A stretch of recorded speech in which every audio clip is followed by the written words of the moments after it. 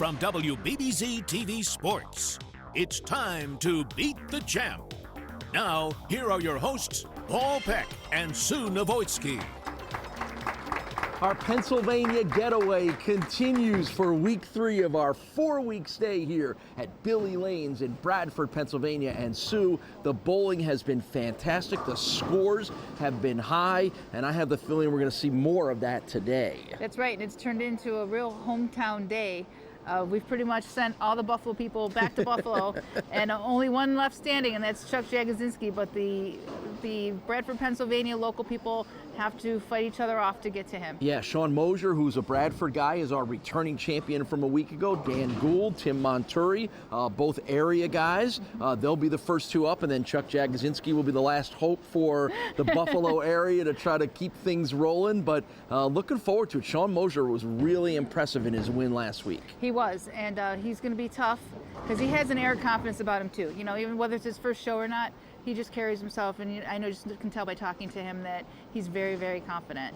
But it's going to be a fun show. We're going to end up with a lot of laughs because I know that Chuck's in rare form today. So that's always good to know. Thank you for the warning. I think our viewers appreciate the warning as well too. So hey, what else is there to watch? Some great bowling week 3 here in Bradford, Pennsylvania. So let's get rolling. I'm here with our incoming champion this week, Sean Mosier. You know what your job is, right? Yes, win. To repeat. We haven't seen that yet. Why do you suppose that is? I don't know. I mean, everybody's bowling well. I think it's just getting lucky and carrying some strikes when you need them. Have you seen anything strange with transition in your one match? Not really. I hope I don't see any today either. So last week I was fortunate and carried some strikes when I needed them, and hopefully we can do the same today. All right. Well, good luck to you. Thank you. I'm here with Dan Gould, kind of a local guy. Don't have to travel all the way to Manor 2 today anyways. Tell me what you saw out here this week and how qualifying was for you. It was definitely a pretty wide open pattern. I mean, it was a house shot. It was just, good to the right. It was just all about carry at that point. I shot pretty good, average in the 230s, during qualifying. We'll see how we do today, see if they play the same. Yep. Well, I know you're not nervous because you've definitely been here before, but you are only facing one Buffalo guy. The rest is local, so I think that, the hometown advantage might not be here, but going to have a good time today out there? Yeah, I hope so. We'll see how I do, and hopefully I roll them good. Okay, well, good luck to you. Thank you. All right. It's Mosier versus Gould, our first match of the day here. Sean Mosier, our returning champion from a week ago from nearby Kersey, Pennsylvania. But we're going to get a look at Dan Gould first off. Dan's from Lakewood, New York, just outside of Fredonia. And we've had Dan on the show before. This is his 4th appearance. 1 win and 2 losses. Last time we saw him was at Manor 2 Lanes in May after he had advanced, winning at the Jamestown Bowling Company to come up to Manor 2, and he wound up losing to Gary Kenyon that day. Good shot. Good start for Dan. So now we get a look at Sean Mosier from right here in the Bradford area. Sean was really impressive in his 246-204 win over Rob Piccoli in the last match of last week's show. And Sue, this guy is a hard thrower. We were having some fun with Rocket Rob Piccoli. I think Sean was throwing it faster than the guy they call Rocket Rob. Yeah, we've seen Supersonic over 24, Sean might be our new nickname here. So.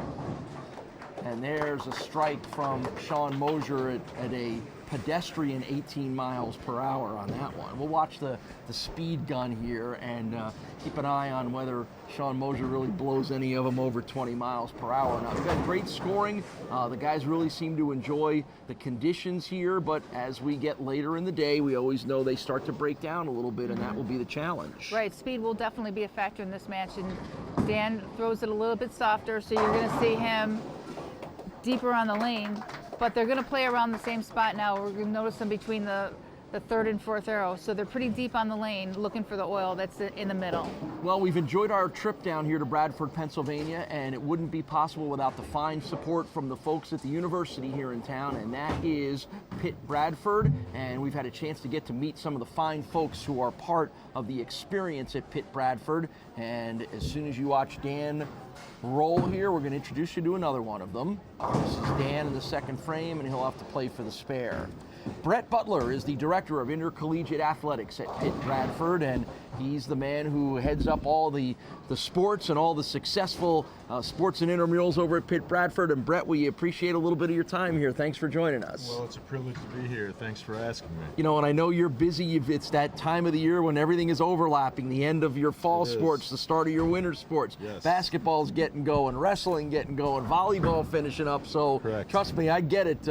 Time is of valuable right now. It is, but it's a great time. It's an exciting time.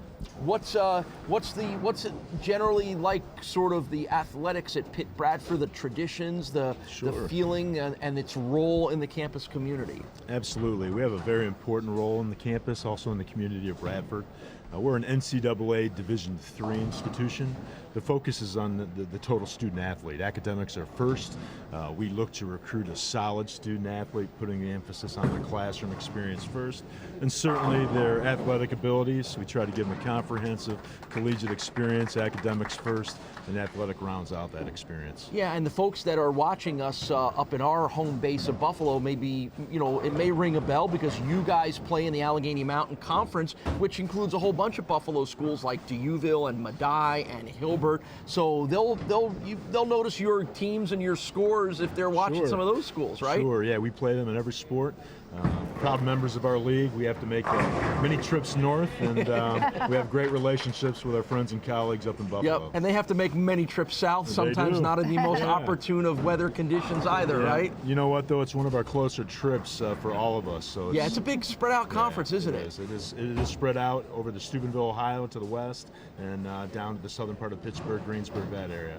So I know you've got some cool stuff that's going on right now. I talked about the overlapping of the sports. Your volleyball team still playing right now in the playoffs. That's the kind of the focus for you a little bit right now, Absolutely, isn't it? yeah. I mean, we're going to be paying attention to the scores this afternoon. Coach Tom Roof does a fantastic job. Our women's volleyball program is outstanding. They're playing in the AMCC semifinals this afternoon.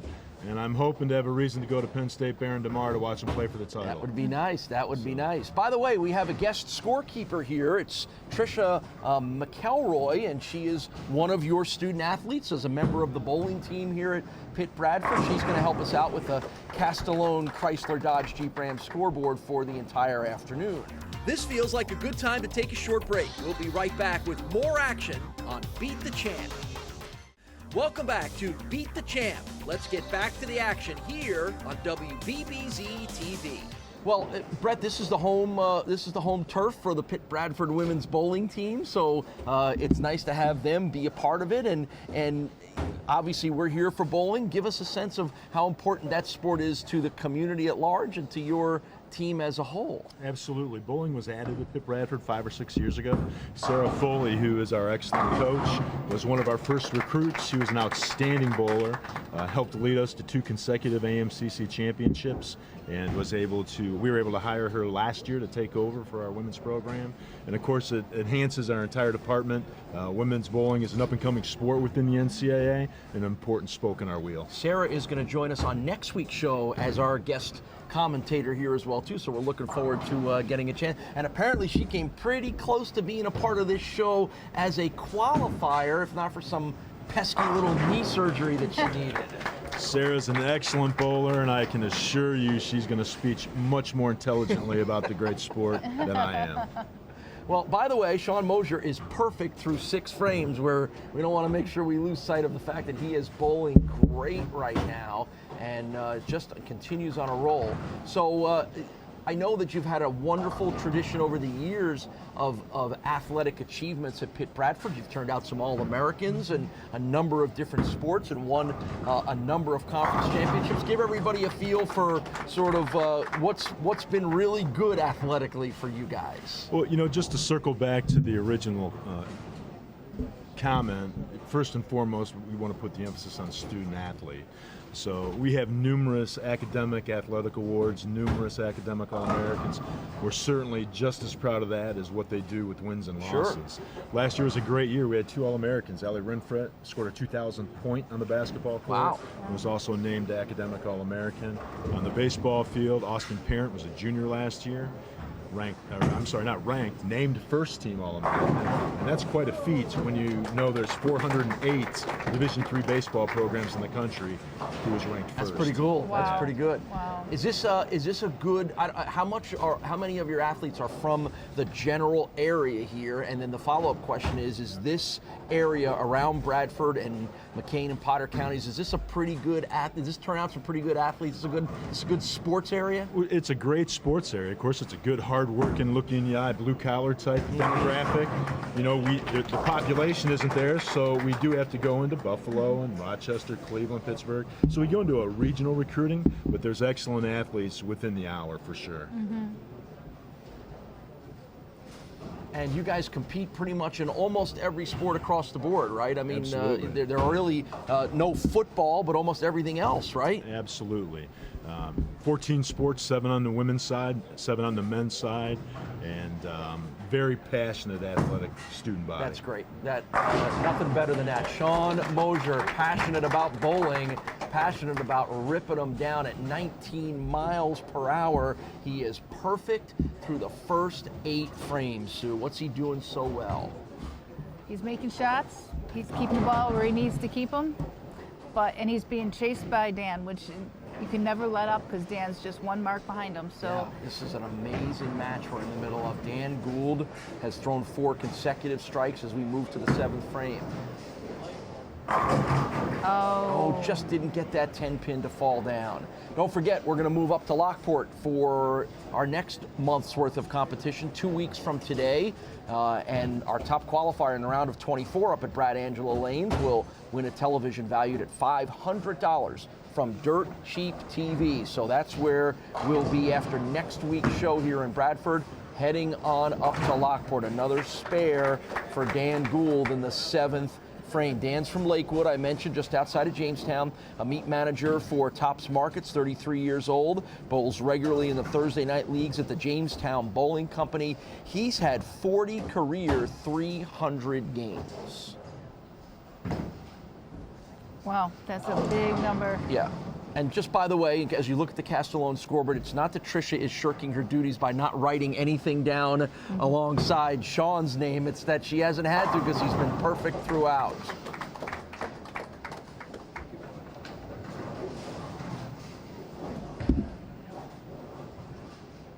We've got a great turnout here. I would assume you get similar support from the community here for your athletic events, right, Brett? We do. It's a sports-loving community, whether you're at Bradford High School for an event or at Bradford. There's 2 great games in town with the high school and the university. And it's always great to have the community and support our student athletes. 9th frame, continuing to be perfect, is Sean Mosier.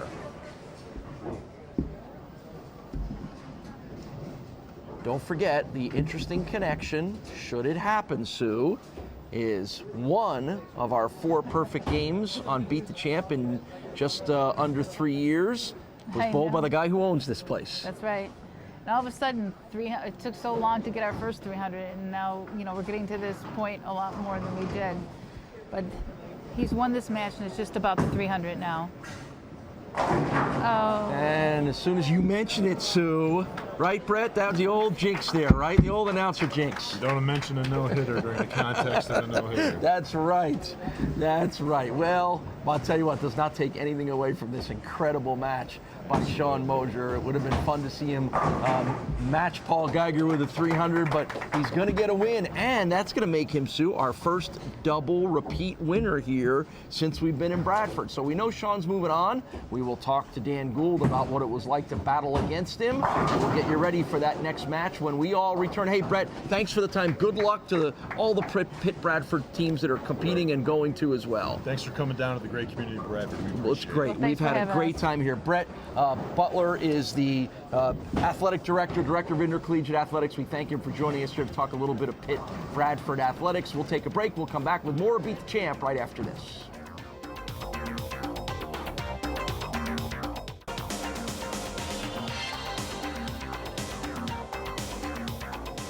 Well, Dan, it's not often that 258 is not good enough, but unfortunately you ran into a pretty hot guy in Sean Mosier. Yeah, he threw it really good, and so did I. And he had the better breaks. The game threw it really well, and I got a couple of 10 pins. What are you going to do? You know, can't throw any better than that. No, you can't. You know, we usually by this time of the day, the lanes start to break down a little bit, but didn't seem like they gave you guys any trouble.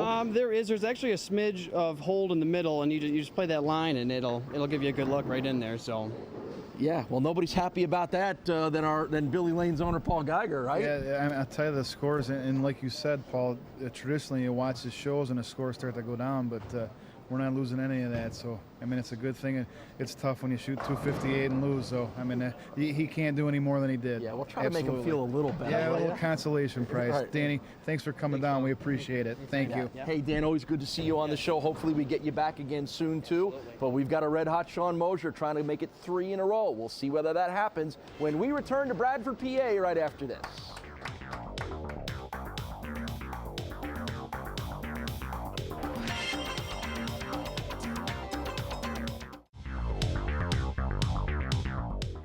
I'm here with Tim Montori, one of our qualifiers today for our third show in Bradford, and the individual who won the Dirt Sheep TV. So, high qualifier, you must have seen this place and had a great shot, right? Yeah, I came down on a Sunday evening and gave it a whirl, and everything lined up for me. I was able to move from lane to lane and still keep the same shot, and the score took care of itself.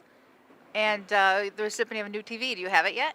Oh yeah, it's still boxed up, but they had it here the night of the finals for the qualifying, so I'll get to it sooner or later. All right, well, that was pretty exciting to win that too, right? I'm already ahead of the game.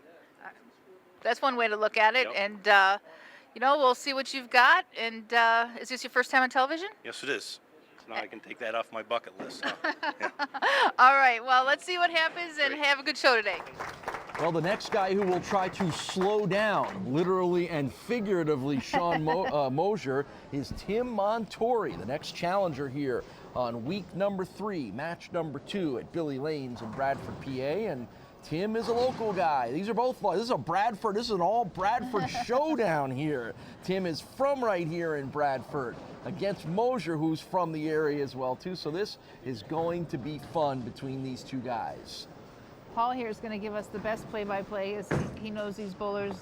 Done. You got my job here, Geiger. It's all you. I'm all over it, Paul. Yep. Just give That me voice the that give me you the hear green is light. Voice you hear is Paul Geiger. He's the owner here at Billy Lane's in Bradford, and he's going to join us for this match, partly because he knows these guys better than anyone, and he'll provide some good insights here, and plus talk about all the cool stuff that's going on here at Billy Lane. So here's Mosier's first frame. He was throwing warm-up balls at almost 25 miles an hour. That is amazing. What's funny is in my years in the bowling industry, I've always seen the lane condition to be reflective of the owner. So no owner is going to look bad in their own center. So however the owners have, you know, whatever their characteristics were, the lanes kind of matched. And I have only seen one lefty on this show. How about it? How about it? Huh? Yeah, it is kind of. And the only one was Andy, and he's from Buffalo. Not like he bowls here all the time. Right.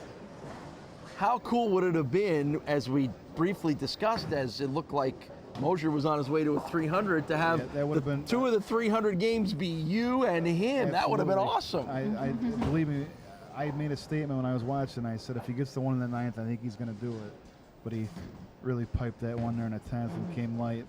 All right, so tell us a little bit about Tim Montori, who's 54 years old from right here in Bradford. I've been bowling with Tim since I was 18 years old. We used to bowl. They had a league over here, Thursday Night Classic League, 5-man, and we were on a team. And same thing, it was a scratch league, which those are few and far between nowadays. Yeah. But it was just a great league. They had 16 teams of men and 8 teams of women. So every Thursday night, this place was full. And I've been bowling. Tim's a competitor. Let me tell you what, he's not going to go down without a fight no matter what. Oh, that God. one just that wouldn't was a great shot. And Tim does a little bit of organizational and work for you as well, too. Runs some of your leagues, doesn't he? He helped us out tremendously with this because, you know, with my schedule, I couldn't get here sometimes for the qualifiers. He was right there for me. Did a great job. He runs that tournament I was telling you about earlier, and he works a little bit in the pro shop too. So yeah, he does a lot for us. That's great. Good for him.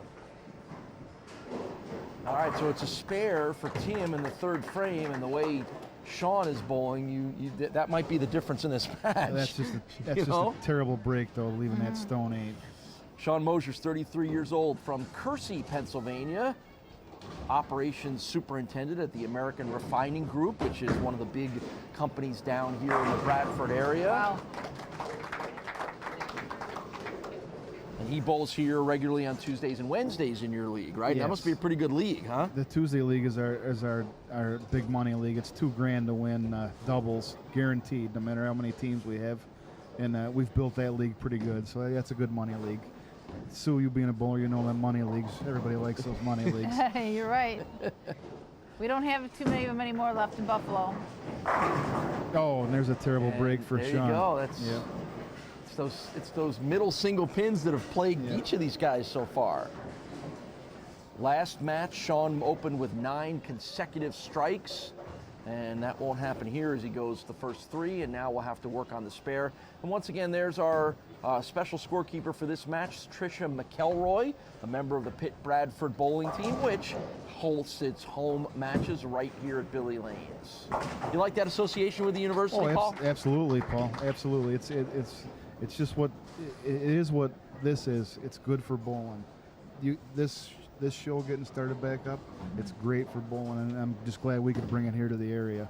Yeah, and again, for those people that don't know, the story is unique in that you made the show down in Jamestown earlier in the year, bowled that 300 game we talked about, but you were impressed by the show and how it happened and how it came to be, and you said, well, okay, I'm a bowling proprietor, and how do I get this show down at my place? And yeah, and like I said, it's just good for bowling. I had a couple guys that came here to watch today, and the minute they came through the door, they said, you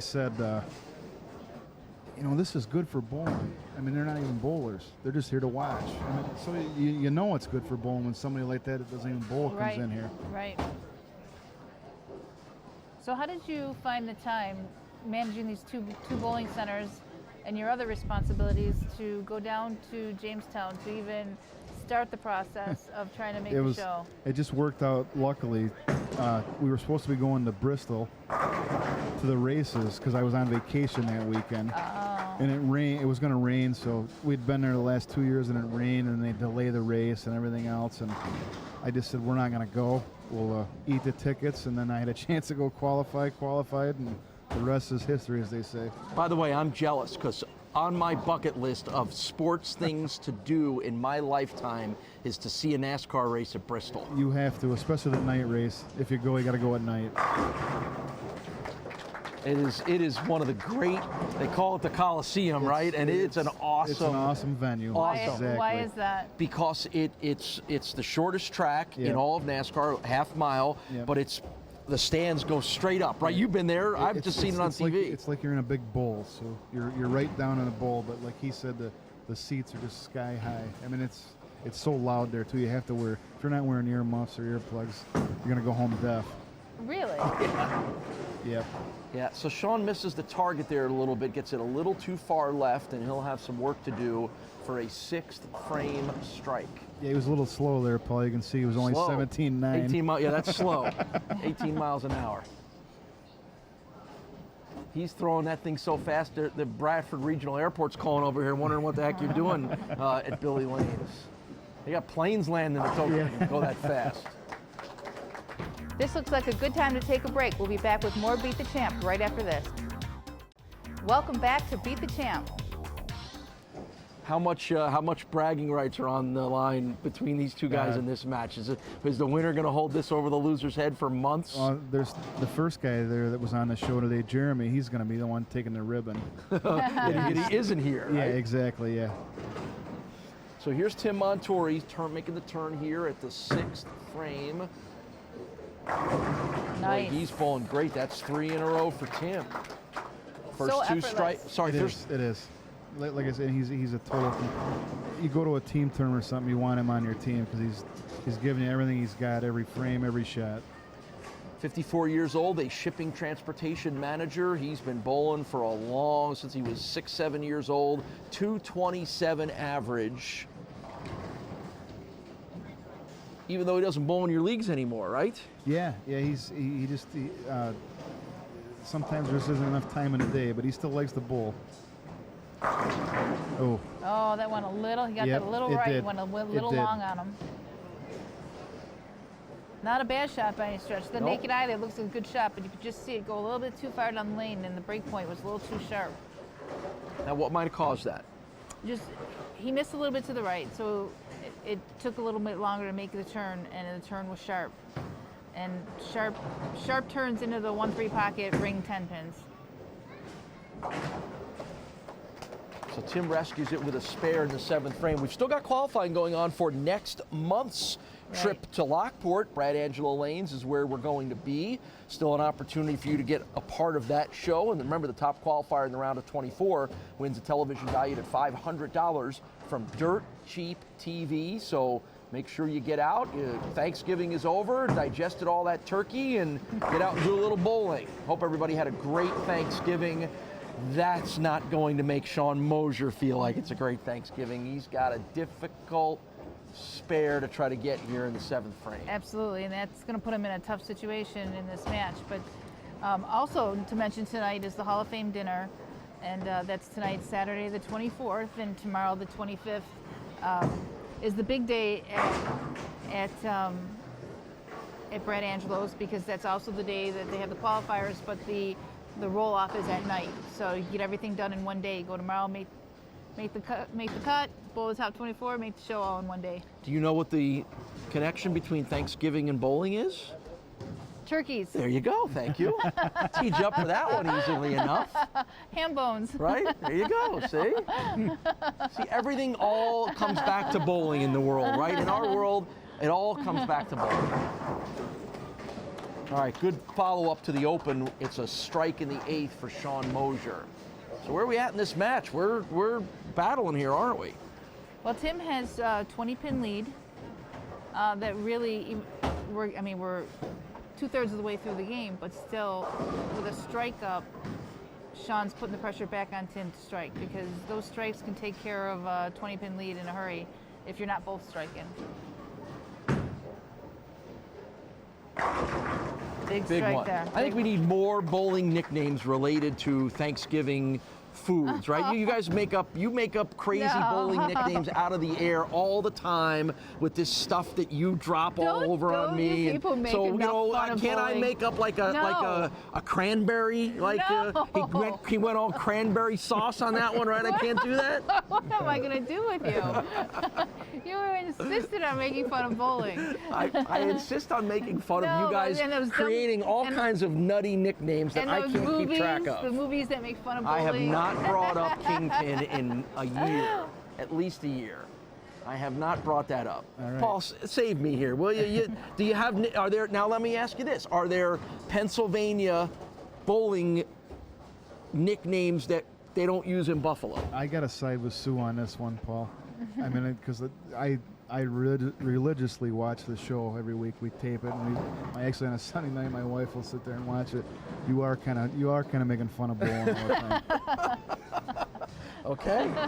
All right. I guess I know my place now, don't I? I know. They brought this. But it's this good. It's hat entertainment. with- That's why you're here. Yes, it is. This hat with horns and the Kingpin movie. It's not me and- making fun of it. What? It's me trying to keep track of it, and then all of a sudden you learn one thing, you call it something, and then somebody comes up, that's not right, we call it this. And I'm like, well, that's great. You know, that's why I asked you. There's got to be something you guys use down here that Okay. they don't Big use in shot. Buffalo. There you go. I will ask you this, because only in Buffalo do we call crossover strikes Brooklyn's because of the New York connection. Correct.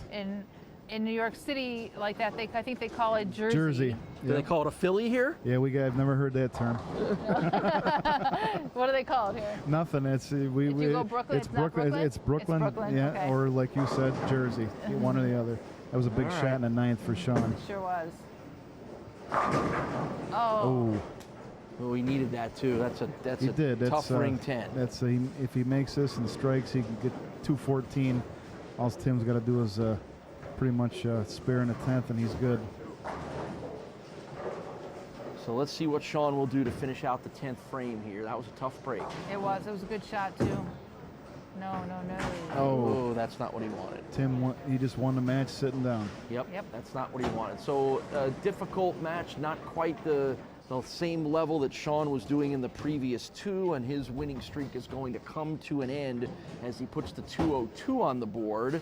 So it's going to be Tim Montori going to get his first ever Beat the Champ win, keep the Bradford pride alive into the final match against Buffalo's Chuck Jagodzinski. Paul, it's been a wonderful time we've had down here, and we got one more week to go with your exhibition match coming up next week. But good stuff. Thank you for the time. Thank you, one guys. more big one between Tim and Chuck Jagodzinski. That's our next match. Right. We'll get to it when we return to Bradford, PA, right after this.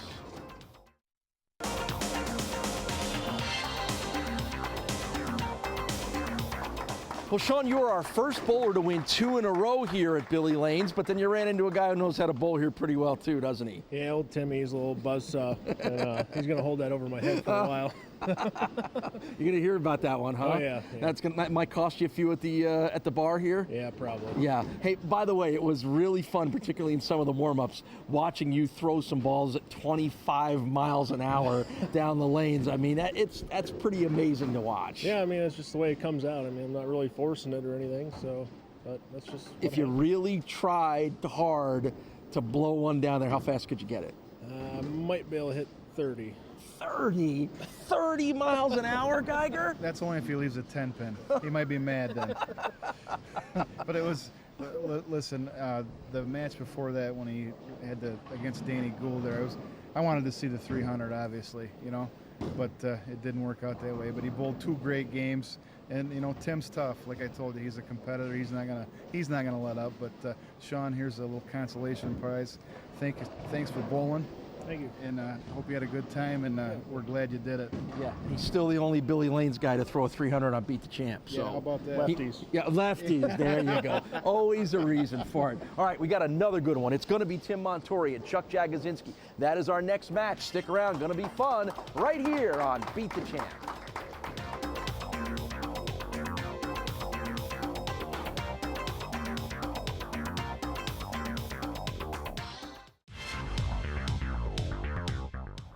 I'm here today with Chuck Jagodzinski, 84 miles from home.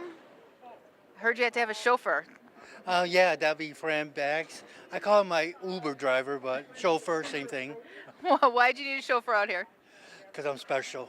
Okay, well, I don't even know if I can say anything more about that. We know you're special. And put on a special performance for us today, will you? I'll give it my best. I love talking to you, Chuck. Good luck to Chuck today. Yep, thank you. Can we say this is a matchup of grizzled veterans? Chuck Jagodzinski and Tim Montori. These guys have been, between the two of them, they have been bowling for about 80, almost 90 years. So I think that qualifies. But we've got one of the best bowlers in Buffalo versus one of the best bowlers in Bradford. So this is there's some geography on the line in this one. And Chuck Jagodzinski indicates he is here and serious. And one thing Paul Geiger said to us was that this guy, Tim, is a tough competitor, and you know, he will bear down and he will go down fighting.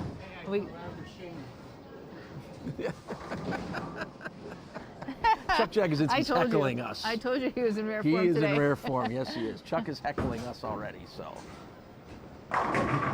Ooh, and Tim misses the 10 pin there, so. Tim Montori, as I mentioned, is 54 years old from right here in Bradford. He has been bowling for 45 years. 227 average for Tim, and he was very impressive in beating Sean Mosier in the last match. And you could tell this is a guy who knows his way around the lanes. Yeah, he never pressed when Sean was striking so much in the beginning. He didn't press, he just bowled his game. And that to me is kind of veteran, you know, not to get all nervous and start looking at scores too much in the beginning. You really have to, you know, it's a grind out. It's not just the first 3 frames. It's 10 frames, and it goes that far. You know, I'm trying to think here as I look back over my stat sheets. The lowest score posted by a winner so far here at Billy Lane's is 217. And you know, I would say the average is somewhere around 240 for our winners. Right, and it's felt like that's the necessity because they've been pushed by their opponent. There hasn't been any real blowouts, right, you know, early on in the match. They've been pressing each other going all along. Oh, Billy, Billy, Billy, Billy, Billy! It's been a good day of bowling here. All right, Jagosinski, second frame. Oh, he's feeling it. Oh, he is feeling it. He's feeling it, and he's throwing it about 18 miles per hour while we're locked in on the speed gauge. Oh, if we don't, he'll be over here. Oh yeah, he will be over here. So there you go. Chuck Jagosinski is from Lancaster, 51 years old. This is his 20th appearance on Beat the Champ. He is 117 and lost 12. He is second to Mike Zarcone in number of appearances and number of wins. And give him credit for driving down here. He was the cut. I believe he tied for the final spot. He did with Paul Geiger's son Blake. So they had a roll off after the roll off. Right, right. So yeah, give Chuck a lot of credit. He last time we saw Chuck was at Classic Lanes in September, where he won 3 in a row before losing. So I feel like we see Chuck every month, or if it's not every month, it's every other month. So that was a disappointing roll for Tim Montori. Yeah, that was soft, and we put a lot of focus on ball speed here, but in this case, you need the ball speed because these lanes are breaking down. So his ball actually rolled out, which means that the ball completely ran out of energy. So it started using its energy too early. You know, I said skid, roll, hook. Yep. It didn't do enough roll in the middle, and it actually goes into its hook too early and just peters out because it only has so much energy, and that's what happened there. All right, good rescue though for Tim Montori getting that spare in the third frame, but already behind the 8 ball, or the 10 pins in this case. You have them today too. you and Chuck are gonna have a great talk today. Oh yeah, as Chuck has thrown 3 straight strikes and Tim is 2 spares and a strike, so Chuck brings out the best in him. Whether I want it or not. It's gotten a lot easier over the years though, hasn't it? He's true. He is the ultimate competitor. And that's what we love about him. Yep. That is true. I don't think anybody gets more upset when they don't win. That's what makes great competitors, Yeah. that desire, that passion to win, and they'll accept nothing less than Mm-hmm. that. You know, I mean, some of the all-time great athletes that we've ever watched in any sport were guys that just did not want it. They hate to lose. The cliche is they hate to lose more than they like to win. Yeah, that's interesting. And that's a tough one right there for Tim Montori, as it's an open in the 4th, and now you feel like Chuck Jagosinski knows that he can start to put the hammer down. Yep. Oh, big wobble on the Great 10 shot, pin. though. That one was a little slower. That was 17 and a half, and he's been in the 18 and a Getting half. tired. Oh, Chuck's going to be mad at us when he watches this back. Spare in the 4th for Chuck Jagosinski. Chuck wanted me to pass along a little message, courtesy of he and his wife, Michelle. They wanted to give a little shout out to their friends, Katie and Evan, for the birth of their little girl, Maya Elise, born on November 1st. Little baby girl. Congratulations to Katie and Evan. The action will continue on Beat the Champ in just a minute. Welcome back to Beat the Champ. And Chuck even got his buddy Fran Bax to drive him down here. Uber driver Fran Bax. That's right. Got Fran Bax here to weave his way down the 219 to get here to Bradford. Good strike. Tim Montori needed that one. He changed balls there. That other one wasn't working anymore. He wore out. Wore out. Done. Dead. Out of strikes. It rolled out, None and left. that's it. Once a ball rolls out, forget it. There you get a look at Trisha McElroy, our guest scorekeeper from the Pitt Bradford women's bowling team. She's doing a great job on the board there. The Castellone Chrysler Dodge Jeep Ram scoreboard.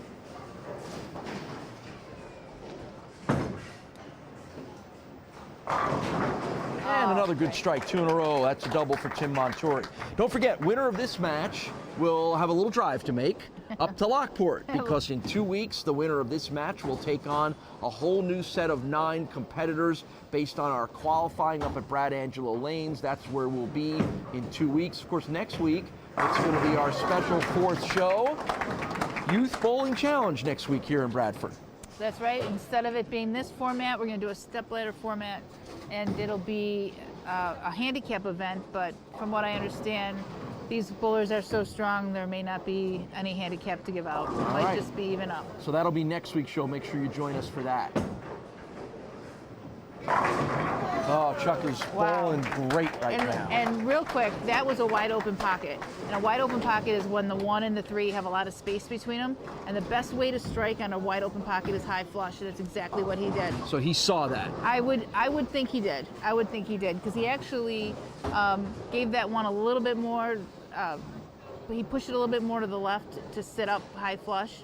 And if he didn't do it on purpose, it was definitely the right move. What happened there with Tim?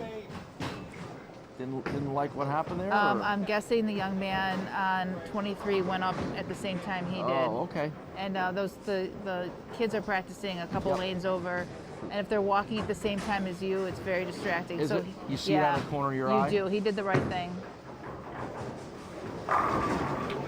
Well, whatever that decision was, it was the right one. So that's 3 in a row now for Tim Montori, as he's going to put the heat on Chuck here and make sure Chuck keeps bowling the way that he is.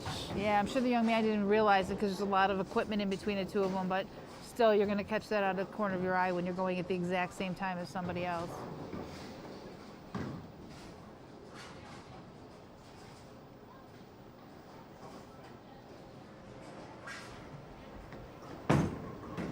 Oh, that was in. Seemed to put a little extra spin on that off his finger, no? Well, he turned it early. Right. So, yeah, he did get his hand rotation went sooner. He didn't wait behind the ball long enough, and it's going to be a little bit of a pull when you do that. He's in the right spot on the lane, but can't overcome that.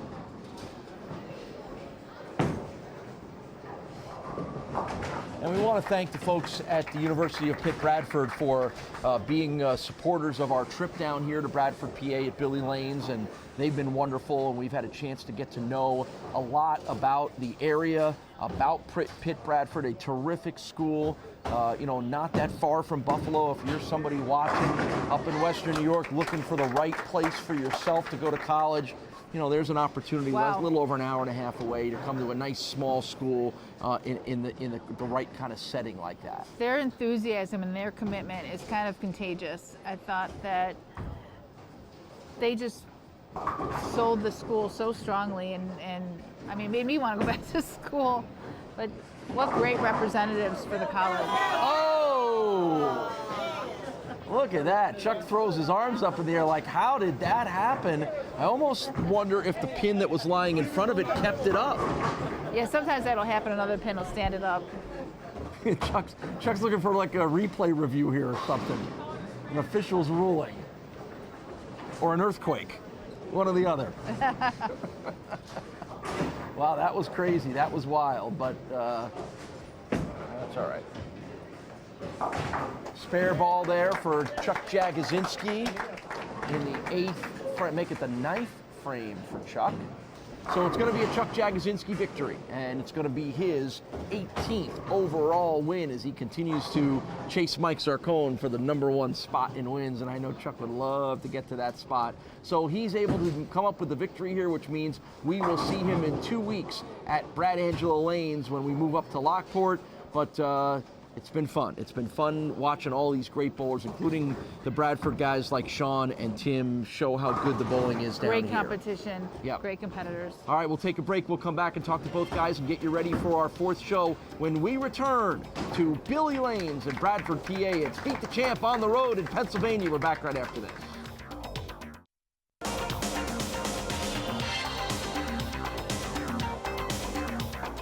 It's a win for Chuck Jagodzinski over Tim Montori. Tim, you bowled great. You showed off Bradford. How much fun was this? Oh, this was great. It was a bucket list deal. I made it on television, so My bowling career's over. And you got a chance to beat your buddy Sean, and he says he's gonna hold. You're gonna hold that over him forever. No, Sean's a good guy. I really didn't anticipate beating him because I thought he had the shot for the condition. He had the ball speed, and he was playing up the boards, and that's what I thought was going to be the winner. And I got lucky and took advantage of it. He didn't really get lucky, did he? He didn't. Like I told you when he was bowling, he's a competitor. I bowl him a long time, and he's not giving nothing away. That's for sure. All right. Well, congratulations, Tim. It was good to see you bowl. Sue, we got our winner, a familiar face. Yeah, you go from barely being here to being the champion. So tell us how you got here. Well, I had a 745 in the first 3 games. Then I bowled for the top 24, 279. Then my luck changed. I barely got a 690. Then I tied. Then I barely won my roll off, and then I. But it was the tie, right? You were tied, almost didn't make it, and then. I was storming outside. I thought I was ready to go home, and they called, "Oh, you tied. Come in and bowl another game." Okay. Oh, and here you are, leaving as the champ. Yep. Good bowling. Yep, thank you. All right. All right, Chuck Jagodzinski. We're going to see him in 2 weeks as he'll advance up to Lockport for our next series of shows. Sue and I will come back and wrap this week up and preview a really fun show next week. That's when we all come back to Billy Lanes in Bradford. More Beat the Champ right after this.